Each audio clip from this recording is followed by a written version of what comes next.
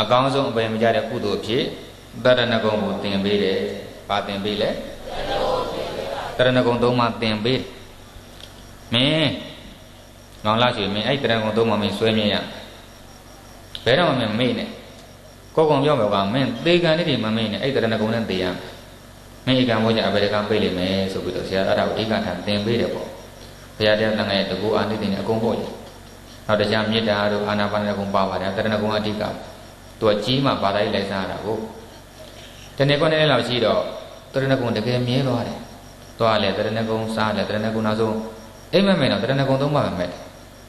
သူလည်းသူ့ကိုယ်သူယုံကြည်တယ်ဆရာတော်တပည့်တော်ယုံကြည်ပြီဘုရားတရားတန်ခါတပည့်တော်ဆုံးမြတ်သွားပါပြီအဲ့တော့တပည့်တော်ကလေးမျိုးပြန်ပြီးတော့စီးပွားရှောင်းမှာဘုရားတပည့်တော်ခွင့်ပြုပါဆိုပြန်သွားတကယ်တော့ပြည့်တယ်တော့သူဟာဆရာတော်တန်လာပြီးတော့သေနည်းတဲ့နဲ့တက်တယ်လို့ပါပဲအဲဆရာတော်ကြီးကပြန်လာပြီးတော့လာပိုင်းပဲကြားတယ်တန်ကြိုးစာတစ်စောင်ဆရာတော်ကြီးရောက်လာတယ်တက်ကြီးလှရွှေရုပ်တရက်ငါပြယောဂဘုန်းတော်တဲ့ရောက်ပြီးတော့ဆုံးသွားပြီဆိုတဲ့တည်င်းပေါ့ရောက်လာအဲတော့ဆရာတော်ကြီးက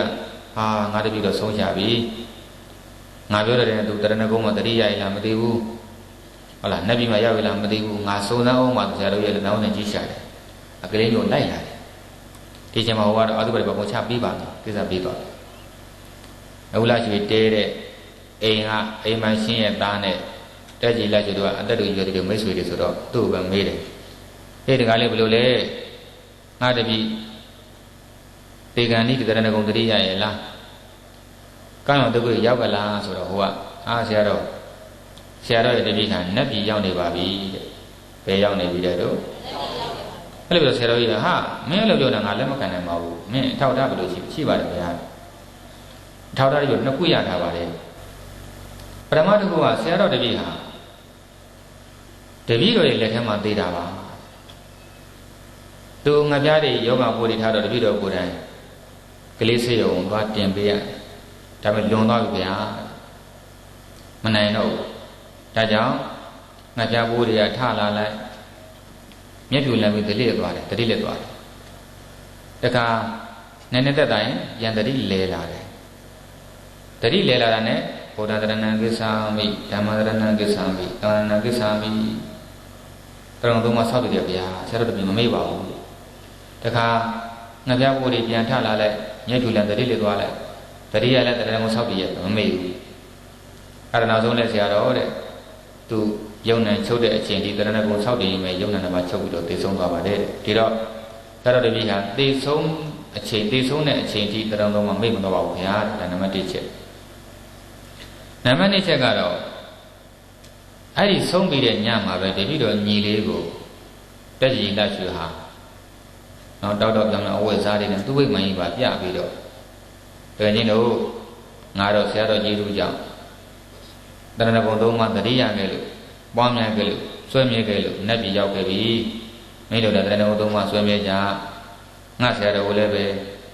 ငါကောင်းအောင်သုတိကြောက်ကြမ်းကိုလျှောက်ထားပေးကြဆိုပြီးတော့အိမ်မက်လာပေးပါတယ်ဒါကြောင့်ဆရာတော်တပည့်ဟာ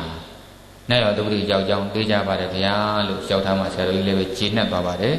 ဒီတော့တရားတော်မတို့အဲ့ဒီလိုဟုတ်လားသူများတဲ့တက်ပြပြီးတောက်စားမှုရပြီးတော့အာဟုသူတွေကိုနှစ်ပေါင်းများစွာလှုပ်ခဲ့တဲ့ပုဂ္ဂိုလ်လည်းပဲတရဏဂုံသုံးပါးဆွဲမြဲတဲ့အခါမှာအဘေတကအဘေကူလားနဲ့ရောသုတိမရောက်ဘူးလားရောက်တယ်ဒုတိယမြောက်ပြည့်တဲ့သူဘယအဲ့ဒီဘယတရားတန်ဟာတရဏဂုံသုံးပါးဆွဲမြဲရင်ဘေးကင်းတယ်ပါကင်းတယ်အဲ့ဒီတာရကပူဇာမျိုးစုံထုတ်ပြမယ်နော်မြေဝဒဘုရားတကယ်ဘုရားဘာသာမှာမဟောလဲတဲ့အိမ်မှာကုံထုတ်ပြပထမအနေနဲ့အဲ့ဒီဘယတရားတန်ဟာတရဏဂုံသုံးပါးဆွဲမြဲတဲ့အတွက်ကြောင့်ဆုံးပညာရဲ့ဘေးကနေလွတ်ခဲ့တဲ့မြင်ကုန်းမြို့နယ်ပေပင်စန်းရွာကစီစုံဆရာကြီးဆရာချင်းအကြောင်းပြောပြအဲ့ဒီကကြီးကစီစုံနေလှုပ်ပြီးတော့ရောင်းတဲ့လက်သမားဆရာကြီးပေါ့ဆရာချင်းလို့ခေါ်တယ်အတရက်တော့အဲ့ဒီမြို့ဘောကမြင်ကုန်းမြို့ဘောကလင်မယားနှစ်ယောက်ကအဲ့လိုစီစုံမှားလို့ပို့ပေးရတယ်ငွေသွားယူတဲ့အချိန်ကျတော့ဟိုကဈေးနှိမ်ပေးတယ်ပေါ့အဲ့တော့ဆရာကြီးကလည်းလူပြောင်းလူယိုကြီးဆိုတော့လျှော့မပေးဘူးပေါ့လျှော့ပြီးသားကို အဲ့ဒါတို့အနည်းငယ်စကားပြောရတယ်ပေါ့လေမကြင်မနာစကားလေးပြောရတယ်နောက်ဆုံးဆရာချင်းဘက်ကမှန်တော့စီစဉ်ဖို့အပြည့်ပေးလိုက်ပါတယ်တို့ဈေးမဆက်တော့ပါဘူးအဘုရားဘာသာတော်စံအတိုင်းဆရာချင်းကိုတို့ထမင်းကျွေးကြတယ်တဲ့ထမင်းကျွေးတော့ဆရာချင်းတို့ကအကျင့်ကောင်းတစ်ခုရှိပါတယ်တို့လည်းကျင့်နိုင်ကောင်းပါတယ်တို့ကျင့်ရတော့ထမင်းစားကန်နေတိုင်းဒီလက်တစ်ဆက်စားလောက်ပေါ့စတိအနေနဲ့ထမင်းစုပ်လေး၃စုပ်ဆုပ်လိုက်သေးသေးလေးတွေပေါ့ပြီးတော့ပထမစုပ်စားကန်နေရင်ဘောရဒရဏံကိစ္ဆာမိဓမ္မဒရဏံကိစ္ဆာမိတောင်းဒရဏံကိစ္ဆာမိဆိုတာတစ်စုပ်စားလိုက်ဒုတိယပြီးဆိုတစ်စုပ်တတိယတစ်စုပ်ပေါ့ပြီးမှထမင်းနဲ့ဟင်းနဲ့တကြနဲ့စားတယ်ဒါတို့ရဲ့အမြဲတမ်းကျင့်နေခြင်းစီအဲ့ဒါပထမတစ်စုပ်ဟင်းနဲ့နေပြီးတော့လေထမင်းကိုမျိုးချလိုက်ရောထမင်းလောက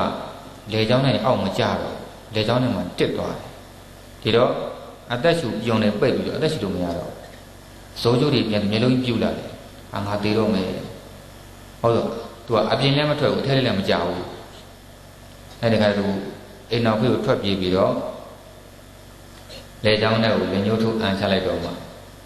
ကျွတ်သေးထွက်လာကျွတ်အသေးကောင်းသူသိတော့ဟာငါတော့စုံပညာနဲ့လုပ်ပြီးဆက်မစားတော့ဆိုတော့ဒီခါလဲသူဟိုလင်မြတ်တော့မျက်နှာတွေပြက်နေတယ်သူတို့လုပ်ထားတာပြီးတော့သူ့လွယ်လေးကောက်ယူလွယ်ပြီးတော့ပြန်လာအောင်သူ့ရရောက်တော့နောက်နေ့ကျအဲ့ဒီအိမ်ကအိတ်ရှင်မကြော်ဝိန်းနဲ့လိုက်လာတယ်တောင်းမှန်အောင်နောက်ကြော်တောင်းမှန်ချပါဦးကျမမှားပြီးသမျှခွင့်လို့တိကံမှာကျမဒီပညာများကိုလည်းဘယ်တော့မှအသုံးပြုတော့ပါဘူးတဲ့ဘုရားကသစ္စာပြုလူပဲပါပြီတဲ့ကျမဟာဝမ်းတွင်းဆုံးတယောက်ပါဘုဒ္ဓဓမ္မပေါ့သူတို့ကသင်ရမလို့ပဲနဲ့စိုးပညာတက်တယ်သူတို့ရဲ့အတိတ်ကအကုသိုလ်ကံကြောင့်မိဂဝါမှာတတိတိတွေကသူတို့ရဲ့ဝမ်းနဲ့ကိုကန္တပဆိုတဲ့နတ်ဆိုးတွေပေါ့ဗျာအဲ့နတ်ဆိုးတွေကဘူးလို့ခေါ်တဲ့ဘူးသွင်းပြလိုက်တာသူတို့ကမကောင်းတဲ့စိုးပညာအလိုလိုတက်ပြီးသားဖြစ်နေတယ်တန်ကြကျမအဲ့ဒီနည်းတွေနဲ့ကျမမုန်းတဲ့ပုဂ္ဂိုလ်တွေခဏခဏတက်ခဲ့တယ်အကုန်တေးကြတယ်ဦးကြီးကျမ်းမှာပဲမသေးဘူးကျမရှုံးသွားတယ်အဲ့တော့ဦးကြီးရဲ့ပြောနိုင်လည်းပြောပြပါဦးကြီးနေနဲ့အဲ့လိုစုံနေတဲ့ဘေးအောင်ရနေတဲ့ဘေးကလွတ်အောင်ဘာကန်းနေဝင်ပြီးတော့ဘာဆေးတွေထိုးထားတယ်လဲဆိုတော့ဒီမှာရေးတဲ့ဦးဇီတို့က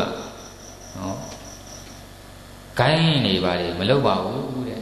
ပင်ရင်ဟုတ်လားနော်မူလတက်ပင်ရပြီးမှတော့ဂိုင်းပဲလုပ်တော့မှလေတဲ့ပင်စီရထားမှတော့ဂိုင်းနေမဘူးတော့ဘူးတဲ့ဦးကြီးရဲ့အဖိုးအဖွားအဖေအမေဆရာသမားများက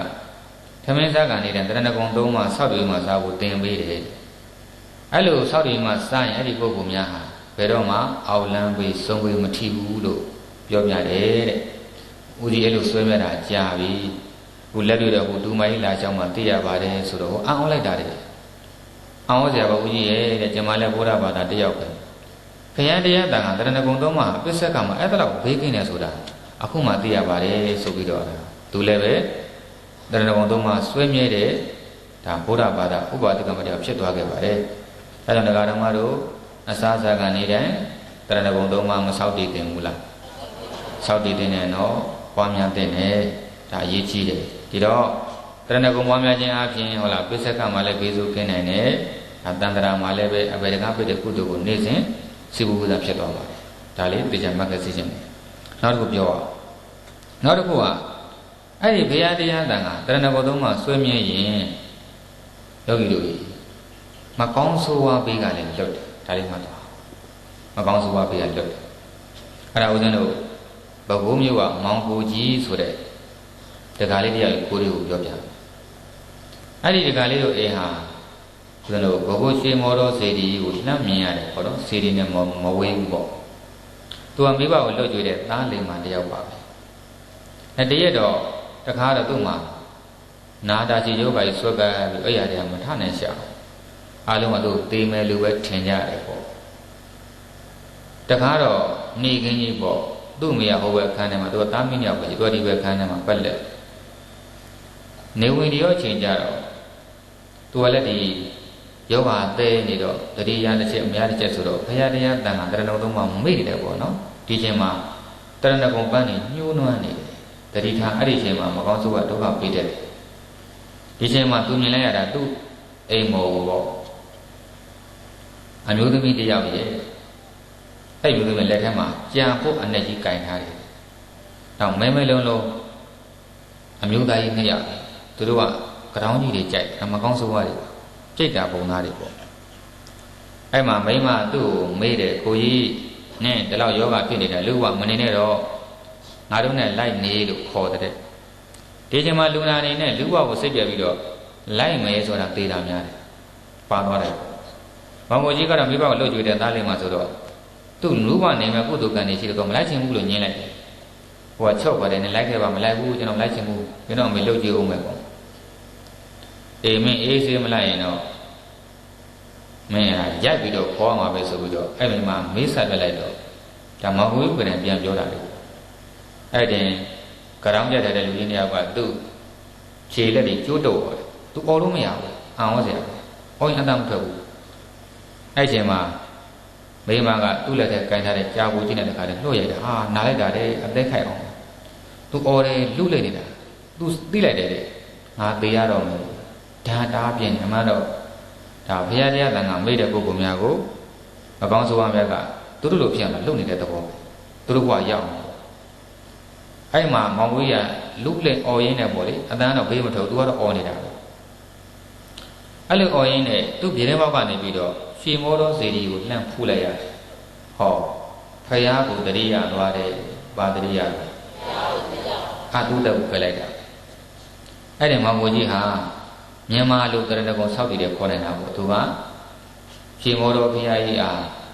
ကျွန်တော်ဒီပြည်တော်ဤတဲ့နဲ့ခန္ဓာကိုယ်ကလူတန်းကိုယ်ဝါဖယားလို့ဆိုလိုက်တယ်ပေါ့အဲ့ဒါတရဏဂုံတပါးဆောက်ပြလိုက်ရပါဘူးအဲ့လိုသူကရှင်မောတော်ဘုရားကြီးကတပည့်တော်ရဲ့အတ္တနဲ့ခန္ဓာကိုလူပါးကြီးဘုရားလို့ပြောလိုက်တာဟာဘုရားတရဏကိစ္စမိလို့ဆိုတာနဲ့အတူတူပဲအဲ့တော့သူ့ရဲ့ခန္ဓာကိုယ်ကဘုရားတပည့်သားဖြစ်တော့အဲ့မှာတည်းသို့သောမကောင်းဆိုးဝါး၃ယောက်ဟာအတ္တနဲ့จิตနဲ့အော်လို့ဆင်းပြေသွားကြတယ်အဲ့တော့သူ့ကျိုးတွေပါမရှိဘူးအမှသူကလည်းချွေးတွေပါပြီးတော့တတိယလာတယ်ပေါ့အဲ့မှာသူ့ငယ်လည်းပြေးထွက်လာတယ်ဘယ်တကောင်ကတော့မသေးတော့ပါဘူးဟိုဒါကျမ်းမာရေးပြန်ကောင်းလို့ဒီဘောက်ပြန်လုံကျွေးနေပါပြီဒီတော့အဲ့ဒီလိုပစ္စက္ခမှာနော်တေကံဒီအချိန်မှာဘုရားတရားတန်ခါမေ့လို့တဲ့အချိန်မှာအကောင်ဆိုးဝါးများဒုက္ခပြေးလိုက်ရင်လည်းပဲတရဏဂုံသုံးပါးဆောက်တည်တဲ့ပုဂ္ဂိုလ်များအန္တရာယ်တွေမကင်းဘူးလားဘေးတွေမရှင်းဘူးလားဒါကြောင့်ဘုရားတရားတန်ခါတရဏဂုံသုံးပါးမမေ့တဲ့တရားလို့ဦးဇင်းကပြောပြခြင်းတယ်ဒါကြောင့်ဓမ္မများကြီးစဉ်းစားတော့အတွေ့လေးပေါ့ဟုတ်လားဩငါတို့ဘုရားတရားတန်ခါတက်တက်ကိုယုံကြည်ကိုငါတို့ကောင်းကျိုးတွေအများကြီးရမှာဒီတော့ငါတို့ရဲ့ကြီးညိုတဲ့မှာတခြားဘာမှအယောမခံဘူးဆုံးဖြတ်ချသိခြင်းပါလေဟုတ်တယ်ဆိုတော့ဘုရားတရားတန်ခါယောဂီများကြီးတပါးချင်းလဲစွမ်းတယ်ဘယ်လိုလဲစွမ်းတယ်တပါးချင်းတဲ့ယောဂီများစွမ်းတယ်ရှိတာနော်တရဏဂုံသုံးပါးလုံးမှမထင်နဲ့ဘုရားသုံးဖို့တရားသုံးဖို့တန်ခါတခုခုယောဂီများစွဲမြင်ရင်လေကောင်းကျိုးတွေကအနန္တရတာပါအနန္တရတာပါငယ်ဦးစင်းကတခုစီပြောပြပေးမယ်ပေါ့ပထမတစ်ခုဘုရားနဲ့ပတ်သက်ပြောကြရအောင်နော်မြတ်စွာဘုရားတဲ့ကမထကုန္ဒလီဆိုတာရှိသူ့ဖေက2မျိုးစိတ်နဲ့သူဘာသာချားတယ်ပေါ့တသူသားလေးသေကံနေကြတော့လူနာလာမေးကြတော့အိမ်ထဲမှာဒီလူနာပြင်ထားတော့သူ့ဖေကအိမ်လာရင်နဲ့လူတွေကတဲ့ငါဥစ္စာစီစဉ်တွေ့ပြီးတော့ချီးကြငါးကြတောင်းကြရင်းရလိမ့်မယ်ဒီတော့ငါဥစ္စာစီစဉ်မမြင်အောင်ဆိုပြီးတော့သူ့သားလေးမသေးခင်နဲ့ကကရင်မော်တင်ပြီးတော့အိမ်ရှိထုတ်တာတော်ကျစ်ဆက်တဲ့ဖားတယ်အဲ့တော့သူသားမသေးသေးပါဘူးအိမ်ရှိမှာပက်လက်ကလေးပေါ့ဒီတော့တေတော့မှာပေါ့တေကန်နေပြီဒီချိန်မှာဘုရားရှင်ကသိတယ်ဩဒီသူသားလေးတော့တေရင်တော့အပယ်ငယ်သွားတော့မယ်အကယ်၍ငါဘုရားမှကြီးညိုပြီးမှတေလို့ရှိရင်တော့အဲ့တော့သူကလေးရောက်လိမ့်မယ်ဆိုဘုရားရှင်ကတခါတည်းအဲ့မှာအနာကြွပြီးတော့ရောင်ကြီးတော့လွတ်တယ်အဲ့မှာဘုရားလည်းမြင်ရော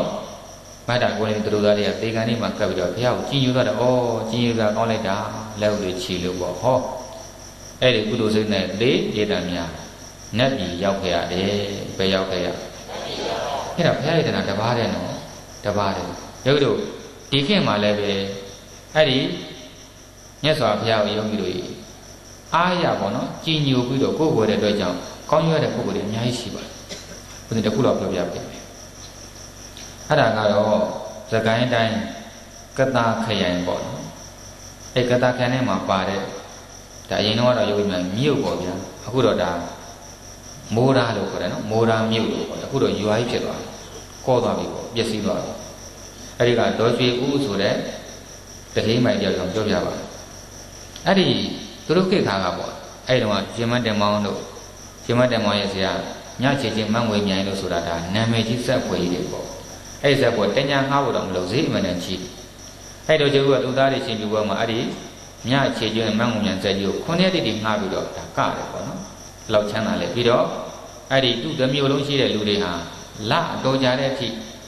ဓမင်းချက်စရာမလိုမိခိုးတွေကျွေးနေတာပဲအလုံးနဲ့မတိုင်ခင်3 လကြိုပြီးတော့အဲ့တော့ပြုနိုင်ခဲ့နောက်ဘုရားလည်းတရားလည်းကြောင်းလည်းဆောက်ရတယ်အများကြီးပဲရုပ်ပြီးတော့ရန်ခံရတာနဲ့ကုသိုလ်တွေအားလုံးသူ့ယောက်ျားရှိတော်လည်းပဲဒေါ်ကျေဥနာမည်အဲ့ဒီတော့မှထင်ရှားတယ်တတိမိုင်ဒေါ်ကျေဥဆိုပြီးတော့တခါတော့သူ့သားလေးကတက္ကသိုလ်ဝင်နေအောင်တော့မန္တလေးတက္ကသိုလ်သွားတရားရမယ်ဆိုတော့သားကိုသူကဩဝါဒပေးတယ်မြို့သွားကန်ငါသားအမေဩဝါဒတခုပေးမယ်တေချာလိုက်နာပါတဲ့နားထောင်ပါအမေအနေနဲ့ဒီဩဝါဒကိုပေးဖို့အတွက်3 ရက်ဖြားမယ်ဘယ်နည်းဖြားမယ်ဒီစကားပြော3 ရက်တောင်ဖြားသွားတယ်တိုးတော့အမေဖြားရင်ဖြားပြီငါသားဒီကြောင့်သိစေခြင်းနဲ့ငါသားနားထောင်ဒါရေးတဲ့အရင်နှစ်တန်ကြာကဟောဒီမိုးရမြို့ထဲမှာအင်မတန်ဆင်းရဲတဲ့သားမီး2 ယောက်ရှိမိုးဆိုးမှာပေါ့သမီးလေး1 ယောက်သမီးလေးက17 နှစ်လောက်ပေါ့ဆင်းလိုက်တာကိုယ်ပိုင်လဲကမရှိသူများတဲ့အခါသားလိုက်ကြရအမေနေမကောင်းတဲ့အခါဆိုရင်ဝင်မရှိတော့ဘူးအဲ့တော့အစာရည်ကတော့သူတို့ကမှန်အောင်မစားရဘူးထမင်းလေးအိမ်နေလဲအစုပ်လေးတွေဝတ်ရတယ်အဲ့တော့သူ့လိုရွယ်တူလေးကြတော့လေလှလှပပဝတ်စားနေတာတွေ့တော့အဲ့ဒီမိန်းကလေးဟာသူ့ကိုယ်သူတိမ်ငယ်အားငယ်ပြီးတော့နောက်ဘဝဒီလိုဆင်းရဲမှတိတ်ကြောက်တာနောက်ဘဝဒီလိုမဆင်းရဲခြင်းဘူးဆိုတော့ဆရာတော်ကြီးကနောက်ဘဝမဆင်းရဲတဲ့ဒီကိုမေးမယ်ဆိုပြီးတော့သူတို့ရောက်ရောက်ဆရာတော်ကြီးအကြောင်းကိုစောစောကလေးမလေးအရေးဆုံးပြီးတော့တက်သွားတယ်ဒီဆင်းရဲကြောက်ကလေးမလေးရတဲသွားပြီးတော့ဆရာတော်ကြီးတော့သူဥချပြီးတော့မေးလျှောက်တယ်ပေါ့နော်ဆရာတော်ဘုရားတပည့်တော်တို့ကအင်မတန်ဆင်းရဲပါတယ်အမေတကူသမီးတကူအမေမြတ်အလုံးမရှိတပည့်တော်တို့ကထမဲတော်နတ်မောင်မစားပါဘူးဗျာတပည့်တော်တို့ဘာကြောင့်ဆင်းရဲတယ်လဲဗျာတပည့်တော်နောက်ဘဝအခုလိုဆင်းရဲမှသိကြောက်ပါတယ်နောက်ဘဝမဆင်းရဲမဲ့နေလေးမှရှိရင်ပေးပါဗျာသူဆရာတော်ကသနာတော်ကလေးမလေးသမီးတဲ့အဲ့ဒါသမီးတို့အရင်ဘဝကဒါနမရှိခဲ့လို့ဆင်းရဲတာဒီဘဝဒါနပြုရမယ်အဲ့တော့သမီးတို့ငွေမကုန်တဲ့ဒါနလေးကိုဘုန်းဘုန်းကပေးလိုက်မယ်လားဆိုပြီးတော့ဆရာတော်ကကလေးမလေးလှမ်းခေါ်ပြီးတော့ဗရင်ပေါက်ကိုဖွင့်ပြတယ်အကြောင်းပေါ်တယ်ဖွင့်ရတော့သူတို့မိုးရမ်းမျိုးနဲ့အဲ့ဒီအေယာဝတီမြကြီးကကဲ့ရဲ့ကိုသမီးတို့ဟိုမှာတွေ့လာအေယာဝတီမြကြီးတွေ့ပါတယ်ဗျာအဲ့ဒီမြေထဲကရေကိုသမီးသွားရင်ပတ်စံပေးလာပေးရအောင်ဗျာဒါအားလုံးနဲ့ဆိုင်ပါတယ်အေးဟုတ်ပြီအဲ့ဒီရေကိုသမီးနေတိုင်းခတ်သမီးနန်းတော့ခတ်ပြီးရင်သမီးအိမ်မှာကိုယ်ွယ်တဲ့ဗုဒ္ဓရုပ်ပွားတော်ကိုတကယ်တက်တော်ထင်ရှားဘုရားကဲ့သို့စိတ်ထားပြီးတော့တတ်တော်ကြီးကပ်ပါဘုန်းကြီးကသင်ပေးနေတယ်အဲ့လိုကတဲ့ကသမီးကလေဒါအယုတ်ကြီးပဲအဲ့လိုစိတ်မထားရဘူးတကယ်တက်တော်တဲ့ညာဘုရားကတ်သို့စိတ်သဘောထားပြီးကပ်ပြီးတော့ဝိကြည်တန်းကြီးတစ်ချိန်တော့လည်းမကတ်နဲ့သမီးရေတောက်တဲ့အခါတိုင်းရေတောက်ခံနေတယ်ဘုရားတော့တော်တစ်ချိန်ကပ်ပါအဲ့ဒီကုသိုလ်ကသမီးကိုဖြစ်ရပွားမှာချမ်းသာတဲ့ဘဝပို့ပေးပါလိမ့်မယ်လို့ဆရာတော်ကြီးနီးပြီးတော့ကလေးမလေးဝမ်းသာအားရအဲ့နေရစပြီးတော့ရေခန့်အဲ့လိုပေါ့ကျောင်းကဟုတ်လားကျောင်းမှာရှိတဲ့ရုပ်ပွားလိုက်တောက်တော်ရေကပ်သူ့အိမ်မှာကိုယ်ဝယ်ရုပ်ပွားတောက်တော်ရေကပ်ကလေးမလေးဆယ်နှစ်သမီးလေးကနောက်တော့ကလေးမလေးကယောဂတစ်ခုနဲ့ငယ်ရွယ်ချင်းဆုံးမသွားချင်ဆုံးမသွားတော့သူကဒီဘဝမှာအင်မတန်ချမ်းသာတဲ့ဒီမြို့မှာအချမ်းသာဆုံးမိဘဝမ်းထဲမှာသွားပြီးတော့မိန်းကလေးပဲဖြစ်တယ်အဲ့တော့ချမ်းသာလိုက်တာအဲ့ချိန်မှာသူ့ရဲ့အရင်ဘဝကအမေရတော့ဆင်းရဲတော့မယ်ဒီနေ့သူ့ရဲ့ဒီဘဝကအမေနဲ့ပေါ့တတိကတော်ကြီးနဲ့အဲ့ဒီကလေးမလေးကဘုန်းကြီးเจ้าလာကြသူတို့ကဘုန်းကြီးเจ้าအဝင်ဟိုရင်ဘဝကအမေဆင်းရဲသူမရဲ့ဘုန်းကြီးเจ้าကအထွက်လက်ခုလက်မှာသွားတွေ့ကြတွေ့တဲ့ချိန်အမှတ်မိပါအဲ့အနာကတ်ရှောင်းကန်ဤကြမှာအရင်ဘဝကအမေဟောင်းကဒီသူ့ခြုံထားတဲ့တပတ်ကလေးကိုပခုံးမော်လွှဲတင်လိုက်တယ်ပေါ့လေအဲ့ခါမှာတပတ်စာလေးကစောစောကမိန်းကလေးရဲ့ဒီမျက်နှာကိုသွားရိုက်မိအဲ့မှာမိန်းကလေးအမလေးလို့អော်ပြီးတော့ဒီသူရိုက်မိတဲ့နေရာလက်နဲ့ကန်လိုက်တော့စောစောကတပတ်စာလေးကန်ပြီးသားဖြစ်သွားအဲ့မှာလည်းဇာတိတ္တရဉာဏ်ဘာဉာဏ်တော့ဇာတိဉာဏ်ပြန်ပေါ်သွားပြန်မှတ်မိပါတယ်ဩဒီတပတ်လေးဟာငါအရင်ဘဝကငါခြုံခဲ့တဲ့တပတ်ကလေးပဲတ ဒါဆိုရင်ဒါဟာငါအမေပဲပြောအဲ့ဒီမှာသူ့အမေကိုဖက်ငိုချတယ်ပြန်မှတ်မိသွားတယ်အဲ့ဒါသူ့ဒီဘွားအမေလည်းပြောပြပေါ့နောက်ဆရာတော်ကြီးလည်းသွားလျှောက်ဆရာတော်ကြီးအံ့ဩလို့အေးသမီးလေးကဒါနဲ့အရင်ဘွားကမြတ်စွာဘုရားကိုတောက်တော်ရည်သူပဲတဲ့ကောင်းကျိုးကခုနှစ်အကျိုးပေးပြီတဲ့ချမ်းသာပြီနင်ဒီဘွားမှာဆက်လူတဲ့ဘဝဆက်တဲ့နင်ဘယ်တော့မှမဆင်းရဲတော့ဘူးပေါ့အဲ့အရင်ဘွားကအမေကိုလည်းသူဆောင်းကြောက်ပြုံးမွေးပါတယ်အဲ့ဒီနေရာမှာလူငယ်များကိုတခုပြောပြချင်တာကဇာတိတ္တဉာဏ်ဆိုတာလှုပ်ရတာမဟုတ်ပါဘူးမှတ်ဉာဏ်လို့ခေါ်ပါတယ်သူ့အလိုလိုရကြတာလူတစ်ထောင်မှာတယောက်တစ်သောင်းမှာတယောက်ရကြပါတယ်အခုတရားဟောတဲ့ဘုန်းကြီးလည်းဇာတိတ္တဉာဏ်ရပါတယ်ဥဒိယအရင်ဘဝကအပေဘုံတစ်ဘုံမှာဖြစ်ခဲ့ရတယ်အဲ့ဒီကြောင့်တော့ဦးဇင်းကရေးတဲ့အတွင်းဉာဏ်လူဆောက်တဲ့မှာဦးဇင်းဘဝနောက်ကျမှပြည့်စုံဖတ်ကြည့်ပါအဲ့ဒီမာတိကအတွင်းဉာဏ်လူလာလိုက်လို့ရှိရင်ဇင်းတို့ညောင်စိတ်လောက်ပြင်မလူနိုင်မှာဆိုတဲ့ဆောင်းပါးလေးဟာဦးဇင်းရဲ့အပေဘုံကဘဝတစ်ခုပြန်ပြီးတော့ရေးထားတာဦးဇင်းပြန်မှတ်မိပါတယ်ဦးဇင်းဆယ်နေတာအရွယ်ဆိုအဲ့ဒီနောက်ဘဝကိုလေကျုပ်ရှင်ကကြီးကြည့်ရလို့မြင်းဝင်နေရတယ်ဦးဇင်းရဲ့မှတ်ဉာဏ်ကောင်းမှုကြောင့်ပေါ့တောင်ဇာတိဉာဏ်ခေါ်ပါတယ်အဲ့ဒီမိန်းကလေးနဲ့ပြန်မှတ်ရတဲ့သဘောပေါ့အဲ့လိုပြောပြတော့ယောဂီတို့ကြီးသူ့သားကဒေါ်ကြီးဝေသားကအမေတဲ့အဲ့ဒီမိန်းကလေးကအမေကိုယ်တိုင်လားဟုတ်တယ်ငါသားအမေကိုယ်တိုင်ပဲဒေါ်ကြီးသူ့ဘောပြောပြနေတာဒါကြောင့်ငါသားကြီးအမေဟာလေအခုလိုချမ်းသာနေတာကြီးပွားနေတာအရင်ဘဝကလေမြတ်စွာဘုရားကိုတတ်တော်ရည်ယူခဲ့တဲ့အကျိုးပဲငါသားကြီးတခြားဘူးတော့မဟုတ်သေးပါဘူးနော်တန်ဖိုးရှိတာမဟုတ်သေးဘူးတန်ဖိုးရှိတာလို့ရင်ဘဝဘလောက်များကောင်းကျိုးကိုလည်းငါသားစဉ်းစားကြည့်ပြီးတော့အဲ့ဒီသူသားလည်းပဲအမြဲတမ်းဒါလူတဲ့ပုဂ္ဂိုလ်ဖြစ်သွားတယ်ပေါ့နော်ဒါဟာဘုရားယရနာဘာယရနာလဲဘုရားယရနာတစ်ခုတည်းနောက်တရားယရနာနောက်တရားယရနာမြတ်စွာဘုရားဟောကြားတဲ့ပြတရားယရနာကိုနာကြလေကျင့်ပွားရင်တော့ပြောကြမလို့ဘူးနာကြရုံတဲ့ကိုကောင်းကျိုးကအနန္တရတာကတ္တဝပြောလက်တဲ့ခါတုန်းကကြောက်လန်ကူထဲမှာလင်းတို့အကောင်900နေကြအဲ့ဒါအဲ့ဒီကြောက်ကလန်ကူထဲမှာယန္တဘကမြတ်စွာဘုရားတရားတွေရုပ်ပတ်တဲ့ကြတော့နားထောင်ကြတယ်တဲ့ကဲဖြည့်ကြည့်ပါဦးတိဋ္ဌာန်နေဆိုတော့ဒီယန္တွေရုပ်တဲ့တရားတွေကိုသူတို့ယောဂီများမြန်မာလိုပေါ့နော်သူတို့စိတ်ထဲမှာနားလဲပါမလားဘယ်လိုမှနားမလဲသူကတိဋ္ဌာန်နေပဲနားမလဲပဲနဲ့သူတို့ကနားတယ်အဲ့တော့ဒါဟာတရားအတန်ပဲသူတော်ကောင်းရဲ့အတန်ပဲလောက်ပဲသိတယ်အဲ့ဒီဘာမှမသိပဲနဲ့နားတဲ့တရားဒေသနာကသူတို့ကိုဟောအဲ့ဒီဘဝကသိတဲ့အခါမှာနတ်ဘုံကိုပို့ပေးပါတယ်တဲ့နတ်ပြည်6တက်အစိုးဆုံးဆန္ဒနဲ့စိတ်တွေခံစားရနတ်စိတ်အားရအောင်ခံစားပေးတဲ့အခါကျတော့အခုမြတ်စွာဘုရားလက်တဲ့အခါမှာတာဝတိညုံမှာတတိသားတွေကြီးပဲသွားဖြစ်ကြနောက်တစ်ခါအားလုံးပဲဒီတရားနာကြတဲ့ကုသိုလ်ကံကယဟန်ဘဝပို့ပေးလို့အပါ900လုံးရှင်နိုင်ဘုရားထံမှာယဟန်ဝိဇ္ဇမြတ်စွာဘုရားနတ်ပြည်မှာအဘိဓမ္မာတရားဟောပြီးရင်လူပြည်ကအရှင်သာရိပုတ္တရာကိုအချင်းလေးပြန်ဟောတယ်အဲ့ဒီအချင်းကိုရှင်သာရိပုတ္တရာသူတပည့်900ကိုမချင်းမကျပြန်ဟောတယ်အဲ့ဒါအချင်းဘောကအဘိဓမ္မာနာခဲ့တဲ့ကောင်းကျိုးပေါ့အဲ့ဒီမှာလည်းပဲလွယ်ကူသောအချင်းညမှန်သောအသိဉာဏ်နဲ့သူတို့900လုံးကယန္နာဖြစ်တော်မူကြပါတယ်ဒါဟာတခြားအစွမ်းလားတရားတော်ရဲ့အစွမ်းလားအေးဘာမှမသိပဲနဲ့နားထောင်ခဲ့တဲ့တရားတော်ကအဲ့လောက်ကောင်းကျိုးပေးပါတယ်သိရင်တော့ပြောချင်မရှိတော့ဘူးဒီကုန်းချုပ်နောက်ဆုံးတန်ဃာရဏအစွမ်းပြောကြရအောင်ဘုရားခေတ်ကတခါတော့အရှင်မဂ္ဂတဗမထေရကြီးပေါ့နိရောဓမဘကထလာတော့နိရောဓမဘဆိုတာ9ရက်တိတိမစားမတောက်မယူမပေါက်ဘဲနဲ့နိဗ္ဗာန်ဝင်လာတာပဲဒီချိန်မှာစိတ်စေတသိက်စေတသိက်တွေချုပ်သွားတယ်မသိရင်အသေးကောင်းချင်တယ်အတလည်းမရှိတော့9ရက်ငြိသွားတယ်9ရက်ပြည့်မှာတခါတည်းအဲ့ဒါသူပြန်လို့ထားပြီးတော့စောကံကြွတယ်အဲ့ဒီအချိန်မှာဆွန့်လူတဲ့ပုဂ္ဂိုလ်ကချစ်ချင်းချမ်းသာတယ်ဒါကြောင့်သူနိရောဓမထလာပြီးတော့ငါဘယ်သူလူခံရမလဲလိုတဲ့ပုဂ္ဂိုလ်လျှောက်ကြည့်တော့တတိအိမ်ကအစေကံမိုက်တယောက်သွားတွေ့တယ်။အော်ကြည်စမ်းအစေကံမိုက်အသက်ကလည်းကြီးပြီဒီနေ့ तू သေရတော့မယ်သူ့မှာဘာကုသိုလ်မှလည်းမရှိရှာဘူး။အကယ်၍ငါ့ကိုမြန်ဆွန်လေးလှူပြီးမှသေရင်တော့နတ်ပြည်ရောက်လိမ့်မယ်နတ်ဘုဆိုအပေကြလိမ့်မယ်မြင်တော်မူတယ်။အဲ့မှာတခါတည်းမထေရမြတ်ကြီးကအဲ့တတိအိမ်မှာဆွန်သွားရ။ဆွန်ရတော့တတိဒီအရှင်မဂ္ဂတဗဆိုတော့နာမည်ကြီးဆရာတော်ကြီးဆိုတော့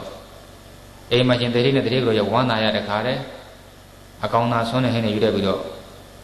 လာပြီးတော့လောင်းတော့မထေရကတပေဖုံဖွင့်မပေးပါဘူးသူတို့တော့မဟုတ်ဘူးလေ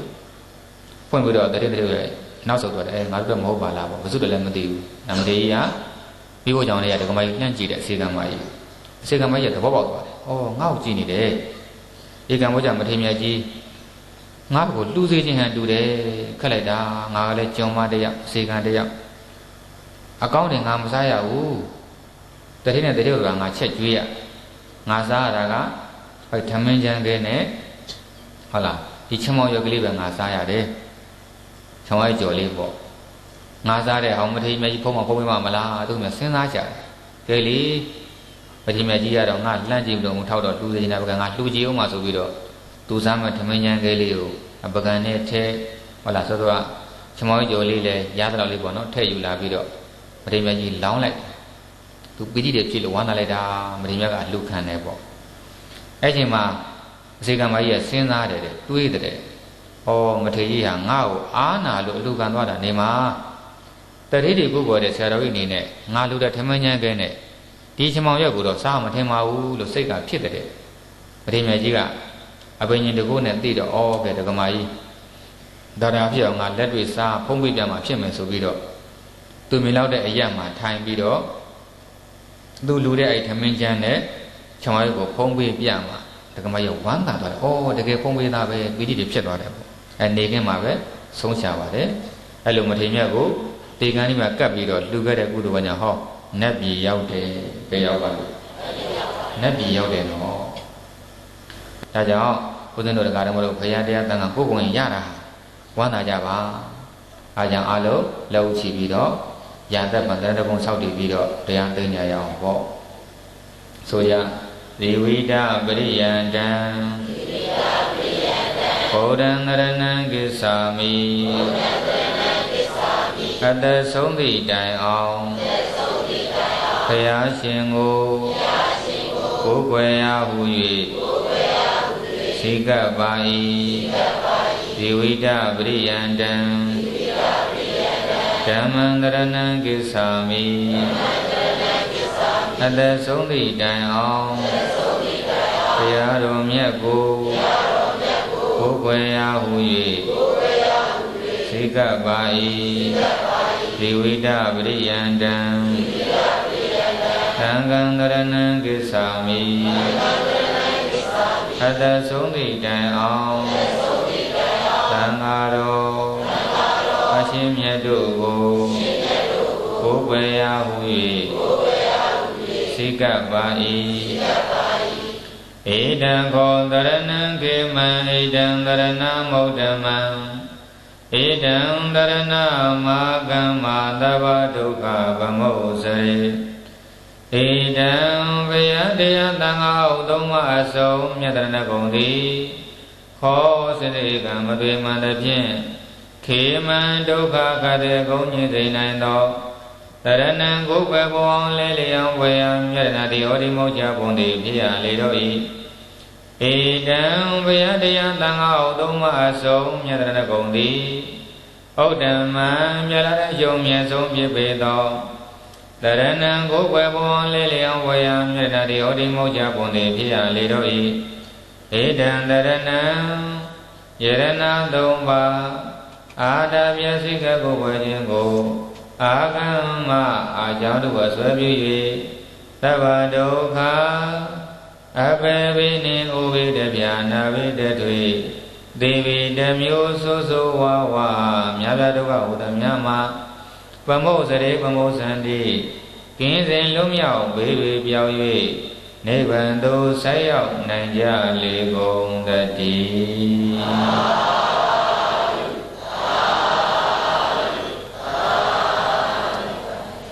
တရားတော်ဒီတပုံတော်ပေါင်းအားလုံးရင်းလေးကစပြီးတော့ဖေးရန်ကြောင့်ကြဆင်းရဲပြီး၍ကိုယ်စိတ်နှဖျားချမ်းသာကြပါစေ။ကောင်းကျိုးလိုရာဆန္ဒပြေဝကြပါစေ။